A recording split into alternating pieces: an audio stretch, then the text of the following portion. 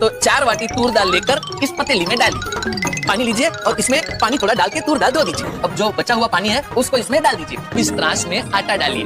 अब मसालों की बारी। अंदर के पदार्थ को आटे के साथ मिलाइए। इसमें तेल डालिए। आटे में थोड़ा पानी डालिए। बस।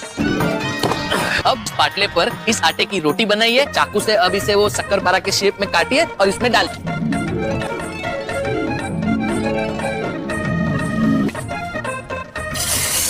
अब जरा चखते हैं। डालना भूल गए। गुड़ के बिना तो दाल ढोकली को गुजराती टच ही नहीं आता। सेठ जी वाह! अरे इसे कहते हैं गुजराती दाल ढोकली।